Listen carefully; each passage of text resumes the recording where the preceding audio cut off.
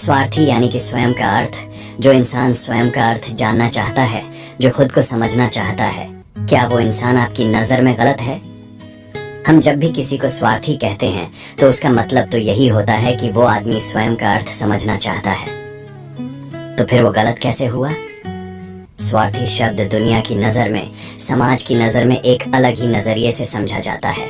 अक्सर हम अपने आसपास ऐसे बहुत से लोगों को देखते हैं जो स्वभाव से बहुत अच्छे प्रतीत होते हैं, यानी कि सब लोगों की मदद करते हैं, सबसे अच्छा व्यवहार रखते हैं। लेकिन इसके साथ हमने ये भी देखा होगा कि ऐसे लोग जो स्वभाव के अच्छे होते हैं, दूसरों की मदद करते हैं, वो दुखी भी ज्यादा रहते हैं। और जो लोग स्वार्थी होते हैं वो फलते फूलते चले जाते हैं। तो ऐसे में परमात्मा की सत्ता पर उंगली उठाना निश्चित है। लेकिन अगर ये सत्य है तो हमें कौन सा मार्ग अपनाना चाहिए? क्या हम भी दूसरों के जैसे बन जाएं?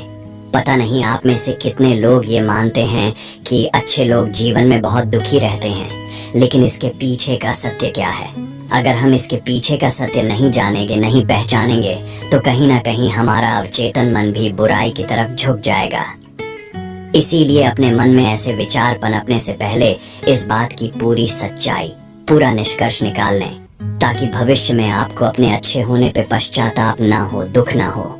आज की जो बौद्ध कहानी मैं आपको सुनाने वाला हूँ, उसमें आपको 5 ऐसे तरीके पता चलेंगे जिसके माध्यम से अगर आप कर्म करते हैं तो आप अच्छे कर्म भी कर पाएंगे और दुखी भी नहीं होंगे। एक गांव में आनंद नाम का एक युवक रहता था। उसका भरा पूरा परिवार था। उसके 2 बच्चे थे, उसकी पत्नी थी, लेकिन उसके माता पिता इस दुनिया से चल बसे थे। इसीलिए पूरे परिवार की जिम्मेदारी उसी के कंधों पर थी। बच्चे अपनी पढ़ाई करते थे और उसकी पत्नी अपने घर गृहस्थी के कामों के साथ गाय, भैंस, बकरी इत्यादि का दूध बेचकर अपना घर चलती थी और आनंद पहाड़ में पत्थर तोड़ने का काम करता था। बहुत ही मेहनत भरा काम था। पूरे दिन काम करता तो रात को थक कर घर पर वापस लौटता। लेकिन इतनी मेहनत करने के बाद भी अगर आनंद को गांव का कोई भी आदमी मदद के लिए बुलाता तो आनंद कभी भी मना नहीं करता था। उसके जीवन का एक ही सिद्धांत था, अगर मैं दूसरों की मदद करूंगा तो परमात्मा मेरा साथ देंगे, परमात्मा मेरे साथ कुछ बुरा नहीं होने देंगे। आनंद अपने इस सिद्धांत का पालन बहुत ही कड़ाई के साथ करता था। वह इस सिद्धांत पर इतना विश्वास करता था कि अगर कोई बाहर का आदमी उससे मदद मांग ले तो वो अपने घर का काम भी अधूरा छोड़कर उस आदमी की मदद करने के लिए पहुंच जाता था, जिसकी वजह से उसकी पत्नी बहुत परेशान रहती थी।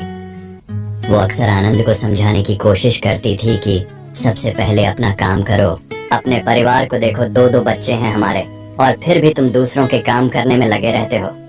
अरे अपने घर को तो संभालो, अपना घर संभाल नहीं रहा, दूसरों की मदद करने चले हैं। और जब ऐसी ऐसी बातें आनंद के कानों में पड़ती तो उसके हृदय में कांटा चुभने लगता था और उन दोनों में लड़ाई झगड़ा शुरू हो जाता था। अक्सर उनके लड़ाई झगड़े का यही सबसे बड़ा कारण होता था। लेकिन ना तो आनंद अपने आप को बदल पाया और ना ही उसकी पत्नी ने उसको समझाना कभी बंद किया। इसी वजह से आए दिन उनके घर में क्लेश होता रहता था। जहां तक उस गांव वालों की बात थी तो वो आनंद के स्वभाव को जानते थे और वो जानबूझकर जो काम आसान भी होता था, जो उनके सामर्थ्य में भी होता था, उस काम के लिए भी वो आनंद को बुलाते थे ताकि उन्हें कम मेहनत करनी पड़े। कहने का अर्थ यह है कि गांव वाले आनंद की इस शिष्टाचार का फायदा उठाते थे, लाभ उठाते थे और सब पीछे से उसका मजाक उड़ाते थे, उसे बेवकूफ कहते थे। ऐसे ही समय भी तरह और एक दिन आनंद की पत्नी बहुत ज्यादा बीमार पड़ गई। आनंद से जो कुछ भी सेवा हो सकती थी उसने वो सब अपनी पत्नी के लिए किया। उसने गांव के वैद्य को बुलाकर अपनी पत्नी की जांच करवाई, लेकिन ये रोग उस वैद्य की पकड़ के बाहर था। इसीलिए उस वैद्य ने कहा कि तुम अपनी पत्नी को नगर में जाकर किसी बड़े वैद्य को दिखाओ तो तुम्हारी पत्नी की जान बच सकती है। जल्द से जल्द नगर पहुंचने की व्यवस्था करो, नहीं तो तुम्हारी पत्नी के प्राण संकट में हो जाएंगे। ये सुनकर आनंद के पैरों तले जमीन फिसल गई। उसने ये नहीं सोचा था कि उसकी पत्नी के प्राण संकट में है। वो सोच रहा था कि कोई साधारण सा रोग होगा जिसका इलाज हो जाएगा। लेकिन जब उसने वैद्य की यही बात सुनी तो वो घबरा गया। अब पत्नी को नगर तक कैसे लेकर जाएं? क्योंकि उसके पास इतना धन नहीं था कि वो अपनी पत्नी के लिए एक घोड़ा गाड़ी करके उसमें अपनी पत्नी को लिटाकर नगर में ले जा सके। उसकी पत्नी की हालत बिल्कुल चलने की भी नहीं थी, इसलिए उसे नगर पहुंचाने के लिए किसी घोड़ा गाड़ी की जरूरत थी। संयोग से उसके पड़ोसी धनमू के पास एक घोड़ा गाड़ी थी। वो अक्सर व्यापार के लिए अपनी घोड़ा गाड़ी नगर में लेकर जाया करता था। इसीलिए आनंद के मन में विचार आया कि मैं धन्मू की घोड़ा गाड़ी ले सकता हूँ। मैं धन्मू की इतनी मदद करता हूँ, कभी उसके काम को नहीं टालता, तो वो तो मेरे काम को कभी मना ही नहीं कर सकता। और यही सोचकर वो घोड़ा गाड़ी लेने के लिए धन्मू के पास पहुंच जाता है। लेकिन धन्मू बहुत ही चालाक इंसान था। वो बिना किराए के अपनी घोड़ा गाड़ी अपने सगे संबंधियों के लिए भी नहीं ले जाता था, तो आनंद की तो दूर की बात रही। जब आनंद ने उससे घोड़ा गाड़ी के बारे में पूछा तो उसने ये कहकर उसका ये काम टाल दिया कि मेरे घोड़े बहुत ज्यादा बीमार हैं, वो शायद बच भी मुश्किल से पाएंगे। 5 दिनों से वो कुछ नहीं खा रहे, तो ऐसे में बेचारा घोड़ा गाड़ी लेकर कहाँ नगर तक पहुंच पाएगा। हाँ, अगर तुम कुछ धन की व्यवस्था कर सकते हो तो मैं अपने एक मित्र की घोड़ा गाड़ी तुम्हारे लिए मंगवा सकता हूँ। ये सुनकर आनंद परेशान और चिंतित हो गया, क्योंकि उसके पास धन तो था ही नहीं। इसका मतलब उसकी पत्नी बड़े नगर में वैद्य के पास इलाज के लिए पहुंच ही नहीं पाएगी। उलझन भरे हुए विचार लिए हुए जब आनंद वापस आ रहा था तो उसने एक दिल दहलाने देने वाला दृश्य देखा।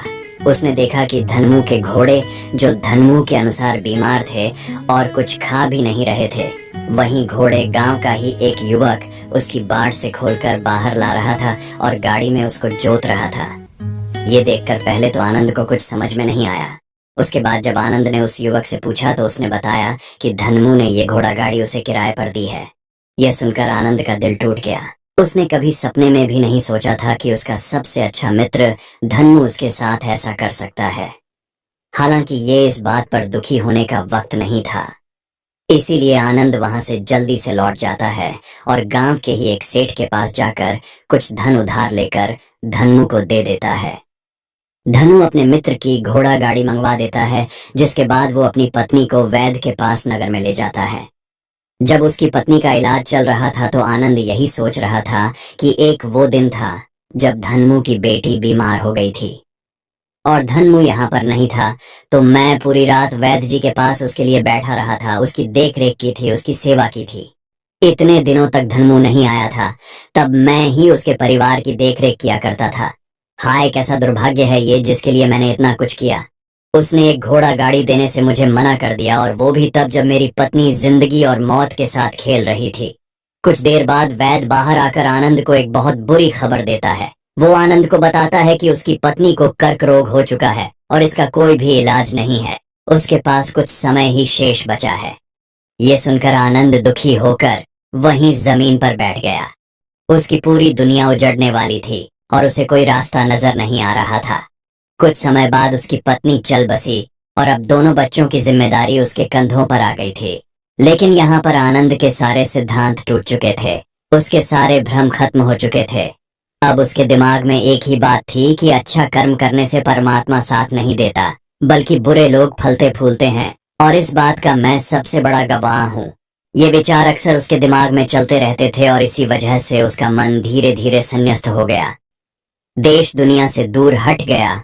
और एक दिन ऐसा भी आया जब वो अपने बच्चों को अपने रिश्तेदारों के पास छोड़कर इस देश दुनिया को त्याग कर एक सन्यासी बनने के लिए घर से निकल पड़ा। उसने गांव में किसी को कुछ नहीं बताया। किसी को नहीं पता था कि आनंद अचानक कहाँ गायब हो गया। सन्यास की दीक्षा लेने के लिए वो एक बौद्ध भिक्षु के पास पहुंचता है। बौद्ध भिक्षु उस समय ध्यान में बैठे हुए थे। ध्यान से बाहर आने के बाद वो बड़े ध्यान से आनंद के चेहरे को देखते हैं और उससे सन्यासी बनने का कारण पूछते हैं। इस पर आनंद उन्हें अपनी पूरी आपबीती सुना देता है और कहता है कि हे महात्मा, इस दुनिया से मुझे कुछ भी हासिल नहीं हुआ। ये सुनकर आनंद कहता है कि हे महात्मा, मैं तो दुनिया देख कर आया हूँ कि जो बुरे कर्म करता है वो फलता फूलता है, और जो अच्छा काम करता है उसे कुछ भी नहीं देता। परमात्मा उसे दुख ही दुख देता है। इसीलिए मैं परमात्मा पर अपनी पूर्ण आस्था कैसे बना सकता हूँ।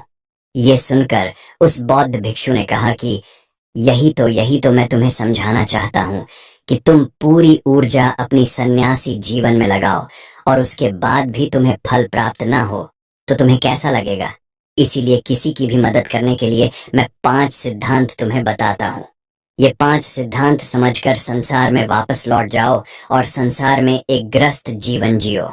उसके बाद ही सन्यासी जीवन का उदय होता है। जब हम अपने ग्रस्त जीवन को पूर्ण रूप से समझ लेते हैं और अपनी जिम्मेदारियों का निर्वाह कर देते हैं, ये कहकर बौद्ध भिक्षु ने कहना शुरू किया कि जब भी तुम किसी की सहायता करते हो, किसी की मदद करते हो, तो उसमें सबसे पहली बात, सबसे पहला सिद्धांत जो ध्यान में रखने का होता है वो होता है कि किसी की मदद करते वक्त, किसी की सहायता करते वक्त कभी भी उससे उम्मीद मत रखना। ये मत सोचना कि आज मैंने इसकी सहायता कर दी, मदद कर दी, तो कल बदले में ये भी मेरी सहायता करेगा, मेरी मदद करेगा।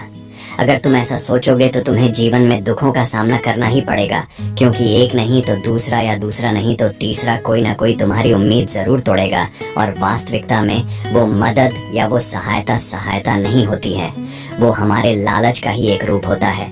हम उसकी सहायता या मदद निर्भर तरीके से नहीं कर रहे हैं। हमारे मन में लालच का भाव है, हमारे मन में बदले का भाव है।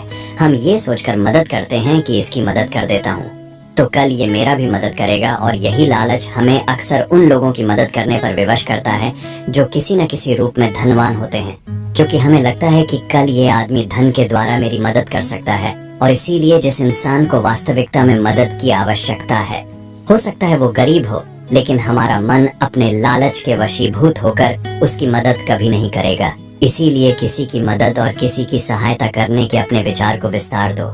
केवल एक प्रकार के वर्ग के लिए अपनी सहायता या अपनी मदद पेश मत करना, उन सब के लिए समान होनी चाहिए। जरा सोचो, एक तरफ तुम्हारा मित्र हो जिसके पास धन है, संपदा है, और दूसरी तरह कोई गरीब औरत हो जो भूखी बैठी हुई है। तुम्हारा दोस्त तुमसे कहता है कि यार आज तो खाने के लिए अच्छे अच्छे पकवान मंगवा लो बाजार से, और दूसरी तरफ वो औरत तुमसे 2 सूखी रोटी मांग रही है, तो तुम किसकी मदद करोगे? कौन मदद का हकदार सबसे पहले है? सबसे पहले हमारा कर्तव्य बनता है कि उस औरत की भूख मिटाए, लेकिन अक्सर इंसान ऐसे नहीं सोचता। वो अपने दोस्त को तो खिला देगा, उसको तो बाजार से बहुत महंगी वस्तु मांगा के दे देगा, लेकिन किसी गरीब को उसकी भूख मिटाने के लिए पैसा या धन नहीं देगा। दूसरी बात जो ख्याल में रखने की है वो ये कि सहायता करते वक्त हमारा लालच कभी भी उसके साथ नहीं जुड़ना चाहिए। अक्सर हम जब किसी की मदद करते हैं तो हमारा लालच और हमारा स्वार्थ ही उसके साथ जुड़ा होता है, और हम अपनी भविष्य की योजना तैयार करके उस आदमी की मदद करते हैं। हम ये सोचते हैं कि अगर मैं इसका ये काम करूंगा तो भविष्य में ये आदमी मेरा वो काम पूरा कर देगा, और वो सहायता, वो मदद बिल्कुल भी परमात्मा के द्वार को नहीं खटखटाती, क्योंकि वो लालच है। जाहिर है आप अपने आप को धोखा देने के लिए अपने लालच को एक सहायता, एक मदद का रूप दे रहे हैं। तीसरी बात जो ख्याल रखने की है वो ये कि अपने सामर्थ्य के हिसाब से दूसरे की मदद करो। कभी भी एक ग्रस्त आदमी को किसी की इतनी सहायता नहीं करनी चाहिए जिससे कि उसका परिवार और उसके बच्चे कष्ट में जीवन बिताएं। सबसे पहला फर्ज हमारा होता है अपने परिवार को सुखी रखना, उनकी जरूरतें पूरी करना, और उसके बाद दूसरों की मदद करना आता है। लेकिन कुछ लोग दूसरों की मदद पहले करते हैं और अपने परिवार को तवज्जो कम देते हैं, जिससे कि परिवार में लड़ाई झगड़े आए दिन पनपते रहते हैं, और ये सब हम समाज में देखते रहते हैं अपने आसपास। अगली बार जो ख्याल में रखने की होती है वो ये कि अपना कर्म, अपनी जिम्मेदारियां पहले निभानी होती है। हम अपना कर्म, अपना काम छोड़कर पहले दूसरों की मदद करने के लिए चले जाते हैं, और जब दूसरा बदले में हमारी मदद नहीं करता तो हमारा दिल दुखी हो जाता है।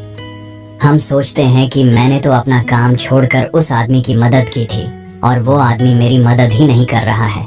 इसीलिए अपना कर्म सर्वोपरि, अपना कर्म सबसे ऊपर, क्योंकि वही काम करने के लिए इस दुनिया में हमारा जन्म हुआ है। और सबसे आखिर में जो बात समझने की है वो ये कि परमात्मा की मर्जी से ही सब कुछ होता है। हमारा कर्तव्य है अपने कर्म को करते जाना। करनी धरनी तो ऊपर वाले के हाथ में है, इसीलिए जो कुछ भी होता है सब ऊपर वाले पे छोड़ दो। अगर तुम्हें कोई धोखा भी देता है तो ये समझ के चलो कि वो सब ऊपर वाले की करनी होती है। आप ये मान के चलो कि मैं करता नहीं हूँ, मैं तो एक माध्यम हूँ, करवाने वाला तो वो है, उसके सामने किसकी मर्जी चले। जब ये आस्था, ये विश्वास हमारे मन में पनपने लगता है तो हमारी सारी शिकायतें दूर हो जाती हैं, क्योंकि इस दुनिया में जो भी होता है अच्छे के लिए होता है। जो भी हो रहा है अच्छे के लिए हो रहा है, और जो भी होगा अच्छा ही होगा। चाहे हमारी बुद्धि आज वर्तमान में इस सिद्धांत को ना समझ पाए, लेकिन जीवन में कभी न कभी किसी न किसी मोड़ पर आपको जरूर ये एहसास होगा कि जो हुआ था वो अच्छे के लिए ही हुआ था। इसीलिए सारी शिकायतें दूर कर दो और बस अपना कर्म करते जाओ। अपने ग्रस्त जीवन को पूर्ण रूप से झीलों और उसके बाद ही सन्यासी जीवन की नींव होती है। इसके बाद बौद्ध भिक्षु ने आनंद को कहा कि वापस अपने गांव लौट जाओ, अपनी बेटियों को वापस लेकर आओ, उन्हें पालो पोसो, अपने बच्चों को वापस लेकर आओ, दूसरी शादी कर लो, लेकिन बच्चों का पालन पोषण अच्छे तरीके से करो। ये सुनकर आनंद अपने बच्चों के साथ अपने गांव में वापस लौट आता है। गांव में किसी को खबर नहीं थी कि आनंद कहां पर गया हुआ था और वो क्या ज्ञान लेकर वापस लौटा है। लेकिन अगले दिन सुबह सुबह गांव वालों ने आनंद के चेहरे पर एक अलग ही चमक, एक अलग ही आभा पाई।